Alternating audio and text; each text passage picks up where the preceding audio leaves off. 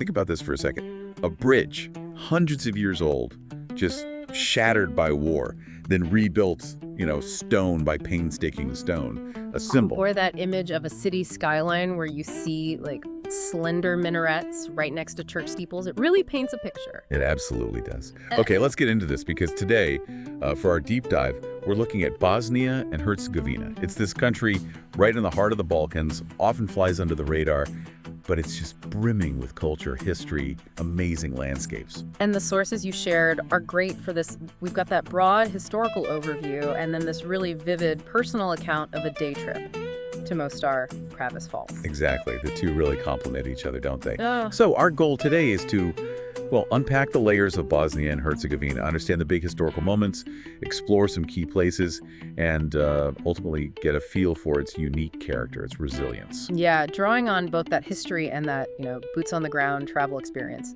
It should give us a pretty rounded view. Right. So let's start with the history. Where do we begin? Well, the overview reminds us this place has been a crossroads forever. Illyrians, Romans, way back. But maybe the key starting point for sort of Bosnian identity is the medieval kingdom, 12th to 15th centuries. Okay, yeah, established some foundations. But then things really changed with the Ottomans, right? Starting 1463. Oh, profoundly. That wasn't just a political shift. It reshaped the whole cultural landscape. You still see it everywhere. How so? Well, Islam became widespread, obviously. Yeah. But also the architecture, there's minarets we mentioned, and the food. So much of Bosnian cuisine has Ottoman roots. Mm-hmm. And what's really interesting, I think, is how it wasn't just imposed.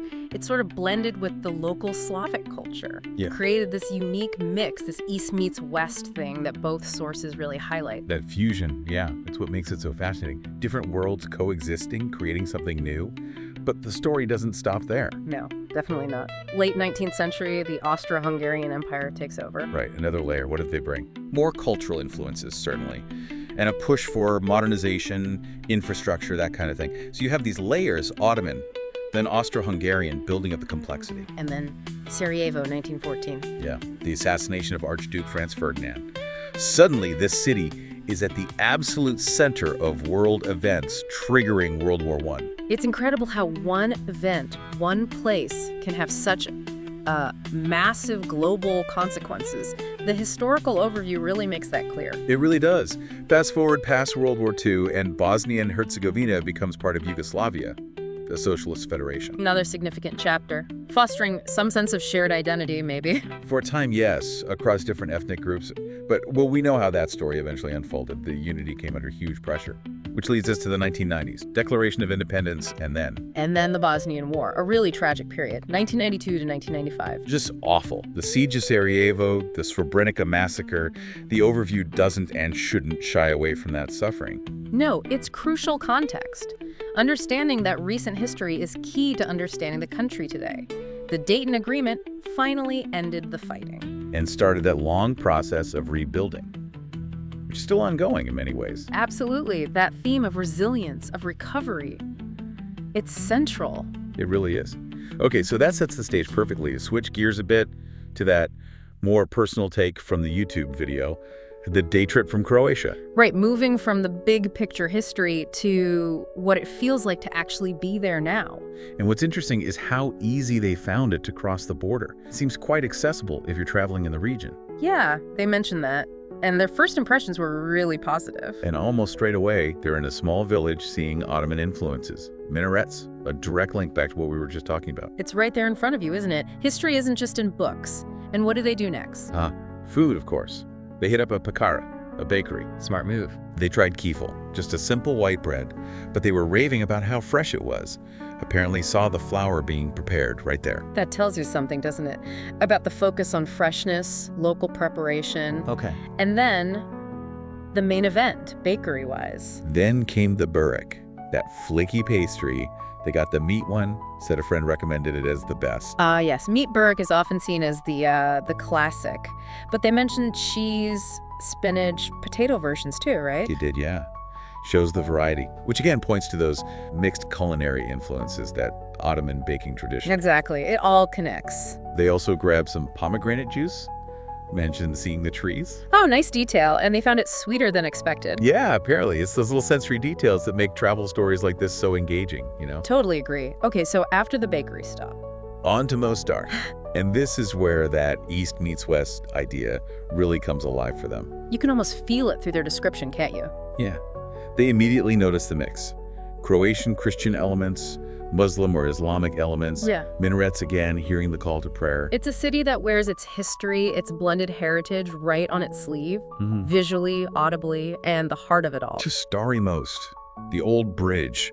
Just iconic. Truly, 16th century Ottoman origin. Then its terrible destruction in the 90s war, which they mentioned. And then that incredible faithful reconstruction, both sources really emphasize its importance as a symbol. A symbol of unity, resilience, bridging divides, literally and figuratively. It's powerful. Hugely powerful. And what about the divers? Yes, the bridge divers. They explain as tradition, they collect tips, call themselves guardians of the bridge.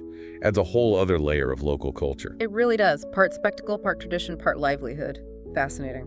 Okay, Mostar food tour part 2. Naturally, they went for ivapi. Of course. You almost have to, right? Yeah. Little grilled beef sausages? How did they describe them? Served with grilled bread, onions, and that creamy kajmak. Oh, and a yogurt drink alongside. They said it was incredibly flavorful, tender, juicy. Sounds amazing. Kajmak is that rich, clotted cream, right? Essential Balkan flavor. Exactly. Then for dessert, a sweet, syrupy cookie thing with crushed walnuts. Ah, something like baklava, perhaps? Or similar? Yeah, they noted the resemblance to Middle Eastern sweets. Lemon, vanilla flavors, again, that cross-pollination in the food. It's everywhere. And did they find the ice cream?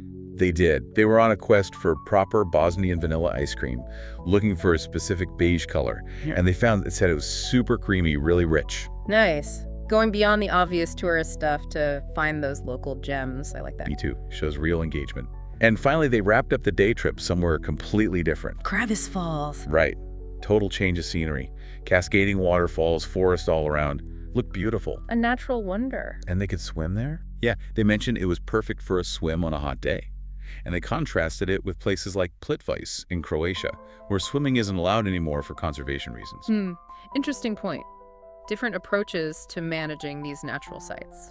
So if we pull all this back together, the history, the travel experience, it's so clear how that past shapes everything you see and feel there today, in Sarajevo, in Mostar.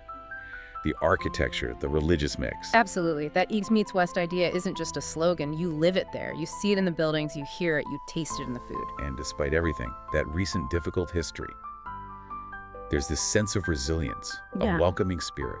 Yeah, the historical overview mentions the hospitality, even with the stars, and the travel video certainly gives that positive vibe, people sharing their country. It really speaks volumes, doesn't it? It does. About the people, their strength. So wrapping up this deep dive, Bosnia and Herzegovina, it's just full of layers, isn't it? Complex history, this incredible weave of cultures from different eras, different empires, and just breathtaking natural beauty, too. Definitely. It's a place where you feel the weight of history, see the scars, but you also encounter this really strong spirit of, reconciliation maybe, and warmth. Yeah, warmth and hospitality. So if you, listening, are looking for something beyond the usual tourist trail, if you want, surprising cultural encounters, historical depth, and stunning nature, then Bosnia and Herzegovina really offers something compelling, something quite enriching, I think. It really seems like it. Which leaves us with the final thought, maybe. Thinking about all these layers, this fusion of cultures. How does a place like Bosnia and Herzegovina make us think about our own ideas? About national identity, about how history shapes everyday life, even now? That's a great question. And maybe what can we learn from its journey? That ongoing journey of healing and rebuilding, especially in the complex world we're all navigating today. Something to mull over.